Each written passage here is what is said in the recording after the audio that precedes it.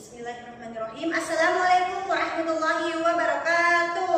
Waalaikumsalam warahmatullahi wabarakatuh. Selamat pagi teman-teman. Pagi Ibu. Bagaimana kabarnya hari ini? Baik. Ya, Ibu harap kalian semua dalam keadaan sehat, semangat, dan siap untuk mengikuti kegiatan hari ini ya. Iya. Sebelum kita mulai, mari kita berdoa terlebih dahulu supaya kegiatan kita hari ini berjalan dengan lancar dan ilmu yang kita dapatkan bisa bermanfaat untuk kehidupan kalian. Berdoa dimulai. Oke, baik anak-anak. Pertemuan kali ini kita akan membahas tema yang sangat penting bagi kehidupan kalian sebagai pelajar nanti. Yaitu tentang meningkatkan motivasi dan kebiasaan belajar efektif. Nah, sebelum masuk ke materi, Ibu mau bertanya dulu ke kalian. Siapa di sini yang pernah merasa malas belajar? Atau kalau pegang di HP lupa waktu untuk belajar? Atau mungkin ada yang pernah belajar semalaman tapi saat ujian malah lupa semua materinya? Saya Ibu. Ternyata banyak juga ya. Tenang teman-teman, kalian tidak sendiri. Hampir semua pelajar pernah mengalami hal seperti ini. Kadang kita semangat belajar, tetapi kadang juga merasa bosan, malas atau sulit fokus. Bahkan ada yang sebenarnya ingin rajin belajar, tapi bingung harus mulai dari mana. Nah, karena itulah pada kegiatan hari ini kita akan belajar bersama bagaimana sih cara kita untuk membangun motivasi belajar, mengenali belajar yang paling cocok, mengatasi hambatan belajar, mengatur waktu dan membuat kebiasaan belajar yang lebih baik, teman-teman. Ibu berharap setelah kegiatan ini selesai, kalian bukan hanya mendengarkan materi saja, tetapi benar-benar bisa memahami diri sendiri dan mulai memperbaiki kebiasaan belajar kalian sedikit demi sedikit. Nah, baik teman-teman, kita masuk ke pembahasan pertama yaitu motivasi belajar. Menurut kalian apa sih motivasi itu?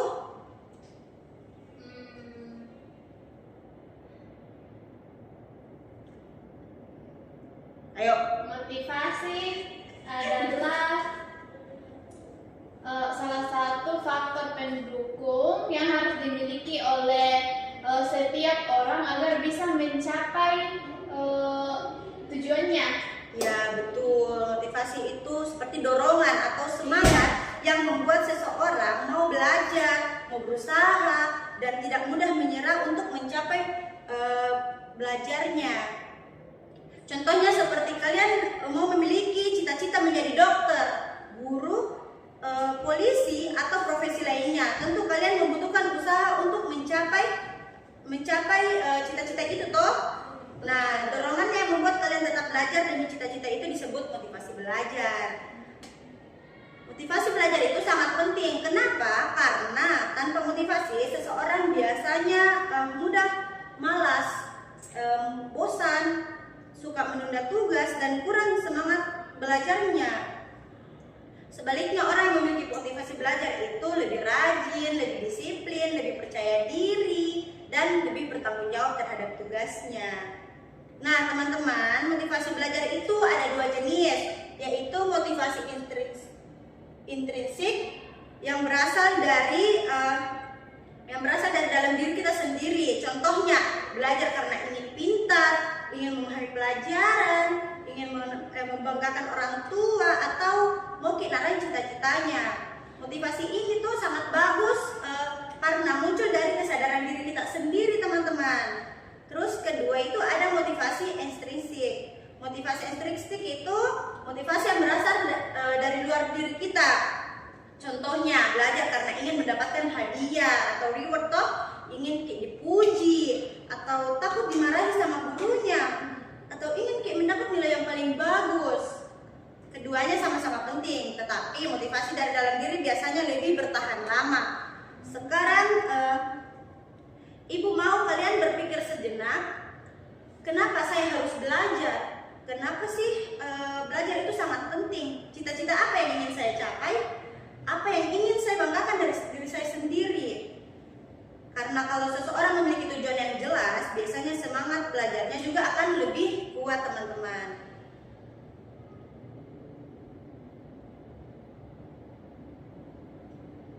Skip, coba deh. Bagian dulu, belajar.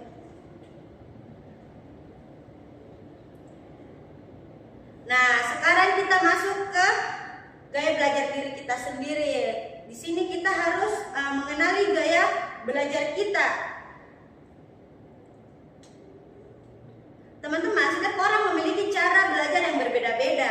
Ada yang cepat memahami pelajaran kalau melihat gambar, ada yang lebih mudah memahami kalau mendengarkan penjelasan, dan ada juga yang paham kalau langsung prakteknya. Nah, itu yang disebut gaya belajar, teman-teman. Secara umum, ada 3 jenis gaya belajar. Pertama itu gaya belajar visual. Nah, belajar visual melalui penglihatan suka gambar, diagram, warna-warni, dan catatan. Kalau kalian suka membuat catatan berwarna atau mind map, kemungkinan lebih termasuk tipe visual. Terus kedua itu ada gaya belajar auditori.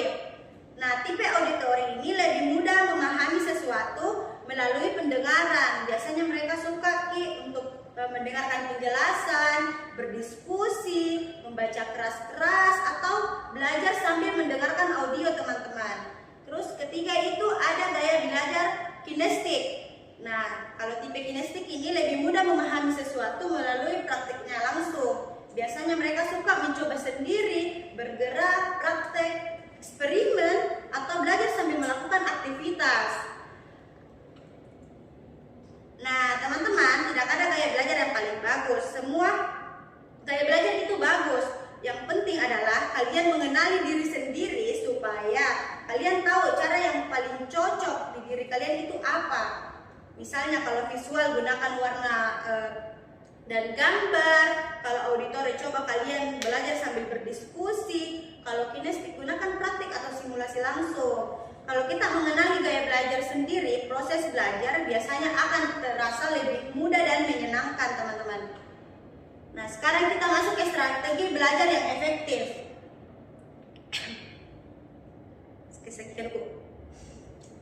Nah, belajar yang efektif itu bukan berarti belajar terus-menerus tanpa istirahat, teman-teman. Tetapi bagaimana sih cara belajar yang membuat kita lebih fokus, lebih paham, dan lebih mudah mengingat materi itu. Salah satu strategi belajar yang terkenal itu adalah teknik Pomodoro. Nah, caranya itu belajar fokus selama 25 menit, lalu istirahat 5 menit, setelah beberapa kali baru istirahat lebih lama. Cara ini membantu otak kita supaya tidak cepat lelah, teman-teman. Apa ini selain itu, ada juga teknik membaca, survei, question, research, review. Nah, kalau survei itu melihat gambaran umum materi, question membuat pertanyaan, read membaca dengan fokus, research jelaskan ulang dengan kata sendiri, terus review itu ulangi materi secara berkala, teman-teman.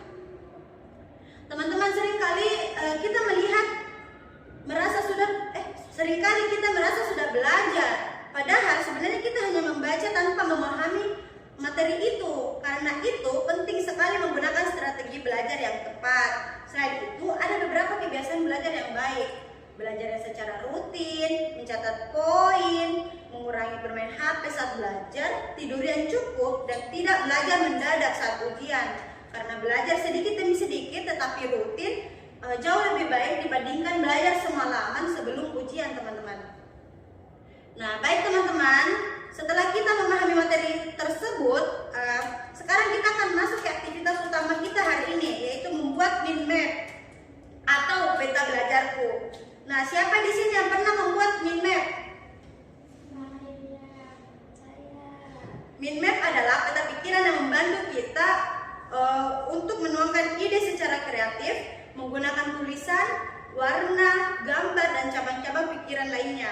Tujuan aktivitas ini adalah supaya kalian bisa mengenali diri kalian sendiri, memahami kebiasaan belajar kalian, mengetahui kekuatan dan hambatan belajar kalian, serta mulai merencanakan strategi belajar yang lebih baik. Nah, Ibu bagikan ini. Nanti di tengah kertas kalian tulis nama kalian dan gaya belajar yang kalian sukai.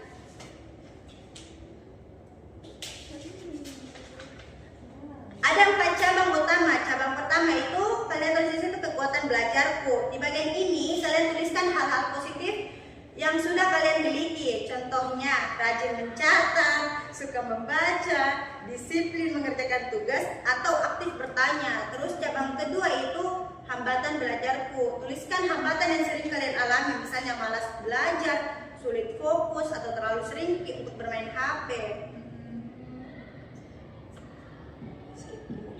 Terus ketiga itu strategi belajarku. Di bagian ini kalian menuliskan strategi belajar yang ingin kalian terapkan.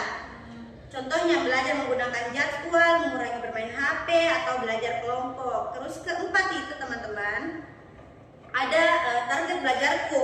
Tuliskan target yang ingin kalian capai, misalnya meningkatkan nilai matematika, lebih disiplin belajar, atau mengerjakan tugas tepat waktu. Silahkan dibuat sekreatif mungkin ya teman-teman. Kalian boleh menggunakan warna, simbol, gambar, atau hiasan lainnya. Ya Ibu. Baik Bu. Ibu akan memberikan waktu sekitar 4 menit lah untuk kalian kerjakan. Ya Ibu. Nah, oke, mana tadi minutnya? Apakah sudah selesai? Sudah, Ibu. Wah, bagus sekali. Terima kasih ya teman-teman. Ya Ibu. Nah, teman-teman, salah satu masalah terbesar pelajar saat ini yaitu sulit untuk mengatur waktunya. Kadang waktu belajar habis karena terlalu bermain di HP, menunda tugas, atau terlalu sering scrolling media sosial mungkin. Nah, karena itu penting sekali membuat jadwal yang lebih belajar lebih realistis. Misalnya malam hari kita belajar 1 jam, sore kalau sore memulai lagi pelajaran dan akhir pekan digunakan untuk merangkum materi tersebut. Kalau merasa malas, coba mulai dulu sedikit demi sedikit karena biasanya paling sulit itu memulai. Betul Ibu. Sudah, iya Ibu. Sudah biasa juga begitu Bu. Baik teman-teman, dari kegiatan hari ini kita belajar kalau motivasi belajar itu sangat penting. Setiap orang memiliki gaya belajar yang berbeda, strategi belajar yang tepat dan membantu kita lebih fokus dari kebiasaan yang baik.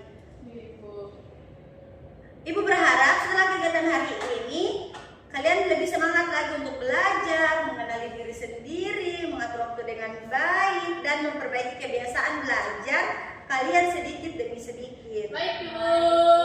Ingat teman-teman, kesuksesan tidak datang secara instan. Semua membutuhkan proses, usaha, dan konsisten. Iya Ibu. Jangan takut gagal, jangan takut belum bisa. Yang penting adalah terus mencoba dan terus berkembang menjadi lebih baik dari hari ke hari. Terima kasih karena kalian sudah mengikuti kegiatan hari ini dengan baik teman-teman ya. Ya Ibu. Terima kasih juga Ibu. Ya, kurang dan lebihnya mohon dimaafkan Ibu.